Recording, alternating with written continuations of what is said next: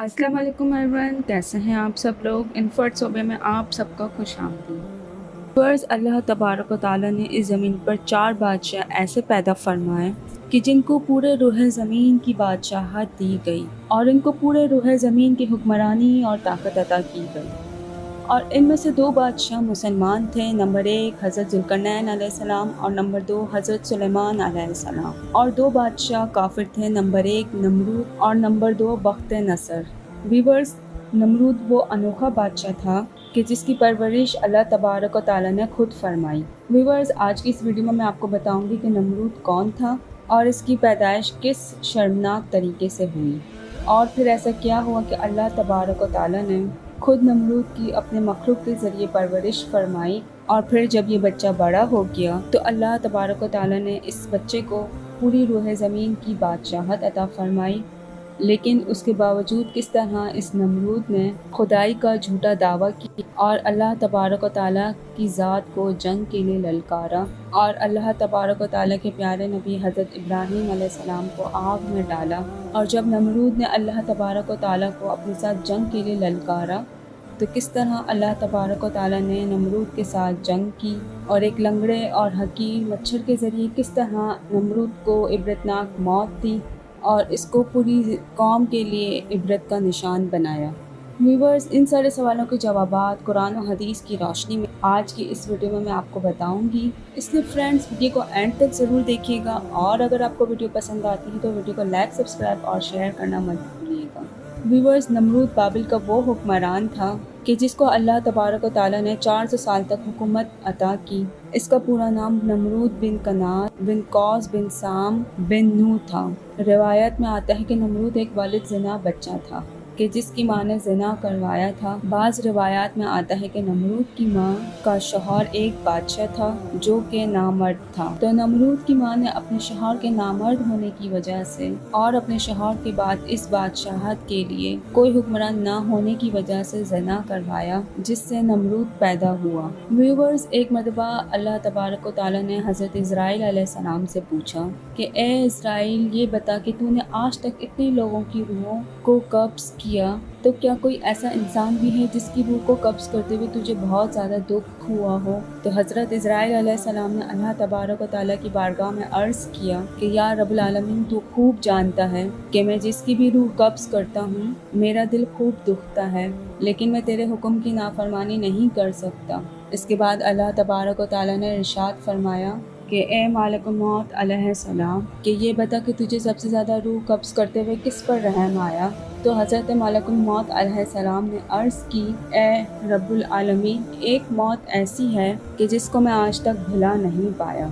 एक मरतबा एक मुसाफिरों से भरी हुई एक कश्ती समंदर के अंदर सफ़र कर रही थी। या रब्बुल आलमीन, तेरा हुक्म हुआ कि मैं इस कश्ती को फ़ना कर दूँ, तो मैंने तेरे हुक्म के मुताबिक उस कश्ती को फ़ना कर दिया। या रब्बुल आलमीन, तूने हुक्म दिया कि एक औरत और उसके बच्चे को छोड़कर सबकी रूहों को कब्ज़ कर ले, तो मैंने तेरे हुक्म के मुताबिक उस औरत और उस बच्चे को छोड़कर सबकी रूहों को कब्ज़ कर लिया। उसके बाद उसकी माँ और बच्चा कश्ती के एक तख्ते पर बाकी रह गया। उस वक्त मैं उस बच्चे और उसकी माँ के बच जाने पर बहुत खुश हुआ, लेकिन फिर तेरा हुक्म हुआ उस बच्चे की माँ की रूह को भी कब्ज़ कर लिया जाए और उस बच्चे को समंदर में तन्हा माँ के बिना छोड़ दिया जाए। या रब्बुल आलमीन, तू खूब जानता है कि उस वक्त तेरा हुक्म पाते ही मेरा कलेजा कांप गया था, लेकिन मैं तेरे हुक्म की नाफरमानी नहीं कर सकता। मैंने तेरे हुक्म के मुताबिक उसकी माँ की रूह को भी कब्ज़ कर लिया और उस शेर ख्वार बच्चे को समंदर में तन्हा छोड़ दिया। या रब्बुल आलमीन, उस वक्त जिस तरह मैंने उस बच्चे की माँ की रूह को कब्ज़ किया तो मुझे उस पर बहुत रहम आया और उसका दुख मुझे आज तक नहीं भूलता। मलकुल मौत अलैहिस्सलाम की ये बात सुनकर अल्लाह तबारक व तआला ने इरशाद फरमाया कि ए मलकुल मौत अलैहिस्सलाम, क्या तू जानता है कि वो बच्चा कौन है और कहाँ पर है और हमने उस बच्चे की परवरिश कैसे की। तो हज़रत मलकुल मौत अलैहिस्सलाम अल्लाह तबारक व तआला की बारगाह में सजदे में गिर गए और अल्लाह तबारक व तआला के हुजूर अर्ज़ करने लगे, या रब्बुल आलमीन, तू खूब जानता है। जिस पर अल्लाह तबारक व तआला ने इरशाद फरमाया कि ए मलकुल मौत अलैहिस्सलाम, सुन कि जब तूने उस बच्चे की माँ की रूह को कब्ज़ किया और उस बच्चे को बीच समंदर में तख्ते पर अकेला छोड़ दिया کیا تو ہم نے سمندر کی لہروں کو حکم دیا کہ اس بچے کو صحیح سلامت سمندر کے کنارے ایک جزیرے کے پاس پہنچا دو۔ چنانچہ سمندر کی لہروں نے اللہ تعالیٰ کے حکم کے مطابق اس بچے کو صحیح سلامت ایک جزیرے پر پہنچا دیا۔ وہاں اس جزیرے پر اللہ تبارک و تعالیٰ نے اس بچے کی پرورش کا خوبصورت انتظام کیا۔ اس بچے کے لیے ایک خوبصورت بستر بنایا، اس کے ارد گرد طرح طرح کے پھول اگائے اور طرح طرح کے پرندوں کو حکم دیا کہ وہ اس بچے کے آس پاس آ کر رہیں اور چہچائیں، اور اللہ تبارک و تعالیٰ نے سورج کو حکم دیا کہ اس بچے پر اپنی تیز دھوپ نہ پڑنے دے، اور ہوا کو حکم دیا کہ اس بچے کو کوئی نقصان نہ پہنچائے۔ اسی دوران وہاں پر ایک بھیڑیے نے اپنے بچوں کو جنم دیا تو اللہ تبارک و تعالیٰ نے اس بھیڑیے کی یہ ڈیوٹی لگائی کہ وہ اپنے بچوں کے ساتھ اس بچے کو بھی دودھ پلائے۔ اللہ تبارک و تعالیٰ نے مالک الموت علیہ السلام سے فرمایا کہ اے مالک الموت علیہ السلام، ہم اس ناز و نخرے کے ساتھ ہم نے اس بچے کو پالا یہاں تک کہ اس کو ایک کانٹا تک چبھنے نہ دیا، اور پھر جب یہ بچہ پرورش پا کر بڑا ہوا تو اللہ تبارک و تعالیٰ نے اسے پورے روح زمین کی حکومت عطا فرمائی اور پوری دنیا کا بادشاہ بنا دیا۔ اللہ تبارک و تعالیٰ نے مالک الموت علیہ السلام سے ارشاد فرمایا کہ اے مالک الموت علیہ السلام، تم جانتے ہو کہ وہ بچہ کہاں پر ہے؟ تو مالک الموت علیہ السلام سجدے میں گر پڑے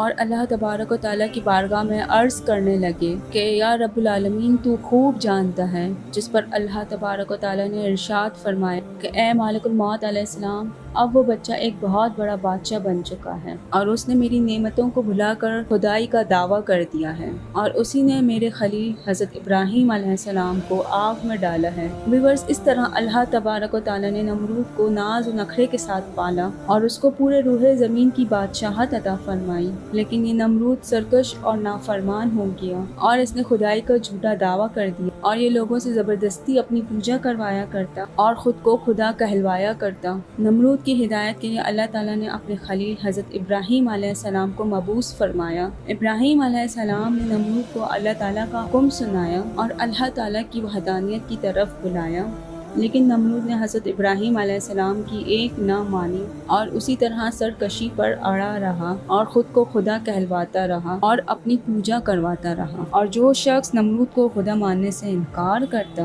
یہ اس پر ظلم و ستم کرتا۔ ویورز، نمرود کے دور میں بت پرستی اس قدر عام تھی کہ ہر گھر میں بتوں کی پوجا کی جاتی تھی۔ اس نمرودی دور میں حضرت ابراہیم علیہ السلام وہ واحد شخص تھے جو اللہ تعالیٰ کی وحدانیت پر ایمان رکھتے تھے اور ایک خدا کی عبادت کیا کرتے تھے۔ حضرت ابراہیم علیہ السلام نے نمرودی قوم کو بارہا سمجھایا اور بت پرستی سے بھی منع کی اور ایک خدا کی عبادت کرنے کا حکم دیا، لیکن یہ نمرودی قوم نمرود کی طرح اپنے شرک سے باز نہ آئی اور اسی طرح بت پرستی میں مبتلا رہی۔ ایک دن حضرت ابراہیم علیہ السلام نے ان کے جھوٹے خداؤں کو اور ان کے جھوٹے بتوں کو جھوٹا ثابت کرنے کا ارادہ فرمایا۔ چنانچہ حضرت ابراہیم علیہ السلام نے ایک کلہاڑا لیا اور ان کے بت خانے میں پہنچ گئے جہاں ان کے تمام بڑے بڑے بت موجود تھے۔ حضرت ابراہیم علیہ السلام نے اس کلہاڑے کی مدد سے اس بت خانے میں موجود تمام بتوں کو توڑ دیا اور وہاں پر موجود ایک سب سے بڑے بت کو چھوڑ دیا، اور وہ کلہاڑا اسی بت کے کندھے پر رکھ دیا تاکہ ان بتوں کے ٹوٹنے کا الزام ان کے بڑے خدا اور ان کے بڑے بت پر لگایا جائے۔ چنانچہ جب لوگ اپنے بت خانے میں واپس آئے تو انہوں نے اپنے تمام بتوں کو ٹوٹا ہوا دیکھا۔ اس وقت تمام نمرودی اس بات کو سمجھ گئے کہ ہمارے اندر صرف ایک ہی انسان ایسا ہے جو بتوں کے خلاف باتیں کرتا ہے اور ایک خدا کی عبادت کرنے کا حکم دیتا ہے۔ چنانچہ تمام نمرودیوں نے حضرت ابراہیم علیہ السلام کو اپنے پاس بلایا اور ان سے پوچھنے لگے کہ ہمارے بتوں کو کس نے توڑا ہے؟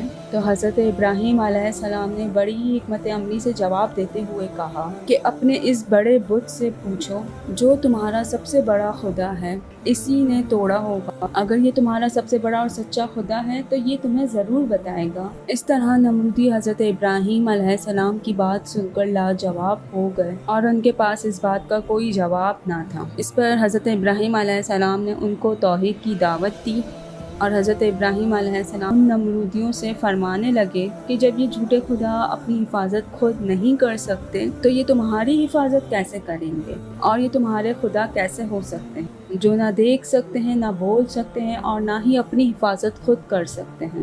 حضرت ابراہیم علیہ السلام کی یہ بات سن کر نمرودی طیش میں آ گئے اور انہوں نے حضرت ابراہیم علیہ السلام کو سزا دینے کا ارادہ کیا اور معاذ اللہ حضرت ابراہیم علیہ السلام کو قتل کرنے کا ارادہ کر لیا۔ چنانچہ تمام نمرودی نمرود کے دربار میں جمع ہوئے اور سارا واقعہ نمرود کو سنا دیا۔ نمرود یہ سارا واقعہ سن کر غضبناک ہو گیا اور غصے میں آ کر کہنے لگا کہ حقیقی خدا تو میں ہوں، وہ کون ہوتا ہے ہمارے بتوں کو توڑنے والا اور میرے علاوہ کسی اور خدا کی عبادت کرنے والا۔ چنانچہ نمرود نے حضرت ابراہیم علیہ السلام کو ایسی سزا دینے کا ارادہ کیا۔ چنانچہ نمرود نے حکم دیا کہ ایک وسیع میدان میں آگ جلائی جائے اور اس آگ میں حضرت ابراہیم علیہ السلام کو ڈال دیا جائے اور معاذ اللہ ان کو قتل کر دیا جائے۔ چنانچہ نمرود کے حکم کے مطابق ایسا ہی کیا گیا۔ ایک وسیع میدان کے اندر آگ جلائی گئی اور وہ آگ اتنے وسیع میدان کے اندر جلائی گئی تھی اور وہ آگ اتنی زیادہ تھی اس کے شعلے آسمانوں تک چھو رہے تھے۔ اس طرح جب وہ آگ جلا دی گئی تو حضرت ابراہیم علیہ السلام کو سزا دینے کے لیے بلایا گیا اور حضرت ابراہیم علیہ السلام کو دور سے کھڑے ہو کر ایک مشین کے ذریعے اس آگ میں ڈال دیا گیا۔ جیسے ہی حضرت ابراہیم علیہ السلام اس آگ میں تشریف لائے تو اللہ تبارک و تعالیٰ نے اس آگ کو حکم دیا کہ حضرت ابراہیم علیہ السلام پر ٹھنڈی اور سلامتی والی ہو جا، تو وہ آگ حضرت ابراہیم علیہ السلام پر ٹھنڈی اور سلامتی والی ہو گئی۔ حضرت ابراہیم علیہ السلام ارشاد فرماتے ہیں کہ میں جتنے دن آگ میں رہا اتنے دن میں اللہ تبارک و تعالیٰ کی خاص فضل اور رحمت میں تھا، اور جتنا سکون مجھے اس آگ میں ملا اتنا سکون مجھے کبھی نہیں ملا تھا۔ چنانچہ حضرت ابراہیم علیہ السلام کئی دن اس آگ میں رہے اور اللہ تبارک و تعالیٰ کے حکم سے حضرت ابراہیم علیہ السلام کچھ دنوں بعد اس آگ سے زندہ باہر آ گئے۔ یہ منظر دیکھ کر تمام نمرود حیران رہ گئے، لیکن اس کے باوجود حضرت ابراہیم علیہ السلام نے اللہ تبارک و تعالیٰ کا پیغام پہنچانا بند نہ کیا اور آپ صلی اللہ علیہ وسلم نمرود کو اور نمرودیوں کو اللہ تعالیٰ کا پیغام پہنچاتے رہے اور ایک خدا کی عبادت کرنے کا حکم دیتے رہے۔ چنانچہ حضرت ابراہیم علیہ السلام کا بار بار دعوت حق دینے سے نمرود تنگ آ گیا اور بالآخر تنگ آ کر نمرود حضرت ابراہیم علیہ السلام سے پوچھنے لگا کہ بتا تیرا خدا کون ہے؟ تو حضرت ابراہیم علیہ السلام نے ارشاد فرمایا کہ میرا خدا وہ ہے جو زندگی اور موت دیتا ہے۔ حضرت ابراہیم علیہ السلام کی یہ بات سن کر نمرود ہنسنے لگا اور حضرت ابراہیم علیہ السلام کی یہ بات سن کر کہنے لگا کہ یہ کون سی بڑی بات ہے، یہ تو میں بھی کر سکتا ہوں۔ اس کے بعد نمرود نے 2 قیدیوں کو بلایا جن کو سزائے موت ہو چکی تھی اور تمام لوگوں کے سامنے ان قیدیوں کو بلا کر ان میں سے ایک قیدی کو قتل کر دیا اور ایک کو آزاد کر دیا، اور اس طرح نمرود حضرت ابراہیم علیہ السلام سے کہنے لگا کہ دیکھو میں نے ایک کو زندگی دے دی اور ایک کو موت دے دی۔ اس طرح نمرود حضرت ابراہیم علیہ السلام کے سامنے باطل دلیلیں پیش کرنے لگا۔ اس کے بعد حضرت ابراہیم علیہ السلام نے نمرود کے سامنے اس کی عقل کے مطابق دلیل دی۔ حضرت ابراہیم علیہ السلام نے ارشاد فرمایا کہ میرا خدا وہ ہے جو سورج کو مشرق سے طلوع کرتا ہے اور مغرب میں غروب کرتا ہے، اگر تو سچا خدا ہے تو سورج کو مغرب سے طلوع کر کے دکھا۔ حضرت ابراہیم علیہ السلام کی یہ بات سن کر نمرود لاجواب ہو گیا اور اپنی پوری قوم کے سامنے ذلیل و رسوا ہو گیا۔ اس طرح نمرود جب حضرت ابراہیم علیہ السلام کی بات کا جواب نہ دے سکا تو اس وقت غرور و تکبر میں آ کر حضرت ابراہیم علیہ السلام سے کہنے لگا کہ اگر تیرا خدا سچا ہے تو اس کو بول کہ میرے ساتھ جنگ کرے۔ جیسے ہی نمرود نے یہ بکواس کی تو حضرت جبرائیل علیہ السلام فوراً اللہ تعالیٰ کا حکم پا کر حضرت ابراہیم علیہ السلام کی بارگاہ میں پہنچے اور حضرت ابراہیم علیہ السلام کی بارگاہ میں عرض کرنے لگے کہ اللہ تبارک و تعالیٰ کا لشکر جنگ کے لیے تیار ہے۔ حضرت جبرائیل علیہ السلام کی یہ بات سن کر حضرت ابراہیم علیہ السلام نے نمرود سے کہا کہ اللہ تبارک و تعالیٰ کا لشکر جنگ کے لیے تیار ہے۔ نمرود یہ بات سن کر حضرت ابراہیم علیہ السلام سے کہنے لگا کہ مجھے 3 دن کی مہلت دی جائے تاکہ میں جنگ کی تیاری کر سکوں۔ چنانچہ اللہ تبارک و تعالیٰ کے حکم کے مطابق نمرود کو 3 دن کی مہلت دے دی گئی۔ نمرود جو کہ پورے روح زمین کا بادشاہ تھا، نمرود نے پورے روح زمین سے بڑے بڑے جنگجوؤں کو اکٹھا کیا اور خطرناک ہتھیاروں کو جمع کیا۔ ان 3 دنوں میں جب نمرود نے پوری دنیا سے بڑی فوج کو جمع کر لیا اور اپنی تیاری مکمل کر لی تو نمرود حضرت ابراہیم علیہ السلام کو غرور اور تکبر کے ساتھ للکارنے لگا اور حضرت ابراہیم علیہ السلام سے کہنے لگا کہ میرا لشکر جنگ کے لیے تیار ہے، اپنے رب سے کہو کہ اپنا لشکر بھیجے اور میرے ساتھ جنگ کرے۔ چنانچہ جیسے ہی نمرود نے اللہ تعالیٰ کی ذات کو جنگ کے لیے للکارا تو حضرت ابراہیم علیہ السلام نے اللہ تبارک و تعالیٰ کی بارگاہ میں دعا کی تو اللہ تبارک و تعالیٰ نے دیکھتے ہی دیکھتے مچھروں کی ایک فوج کو بھیجا، اور ان مچھروں کی تعداد اتنی زیادہ تھی کہ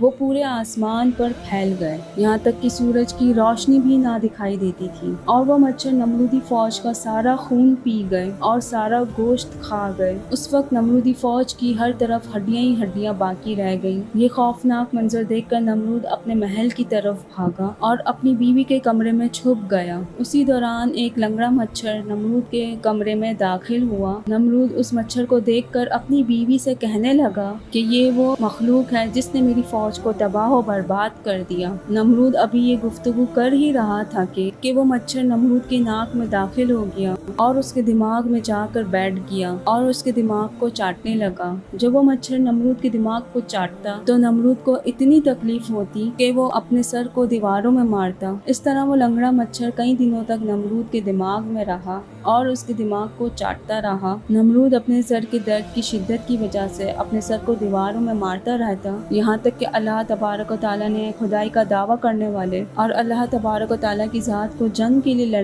للکارنے والے نمرود کو عبرتناک موت دی، اور نمرود اپنے سر کو دیواروں میں مارتا مارتا ہلاک ہو گیا۔ اور اس طرح اللہ تبارک و تعالیٰ نے پوری دنیا پر حکومت کرنے والے نمرود کو ایک حقیر اور لنگڑے مچھر کے ہاتھوں قتل کروایا اور اسے پوری دنیا کے لیے عبرت کا نشان بنا دیا۔ اللہ تبارک و تعالیٰ سے دعا ہے کہ اللہ تبارک و تعالیٰ ہمیں اپنی بارگاہ میں عاجزی اور انکساری کے ساتھ زندگی گزارنے کی توفیق عطا فرمائے، آمین۔ اور ہمیں ان تمام برائیوں سے بچائے جن برائیوں کے اندر مبتلا ہو کر پہلی قومیں تباہ ہوئی، اور اللہ تعالیٰ کے عذاب کی مستحق قرار فرمائیں۔ تو ویورز، یہ تھی آج کی ویڈیو۔ اگر آپ کو آج کی ویڈیو پسند آئی تو ویڈیو کو لائک، سبسکرائب اور شیئر کرنا مت بھولیے گا۔ میرا نام ہے صوبیہ اور آپ دیکھ رہے ہیں انفو ایٹ صوبیہ۔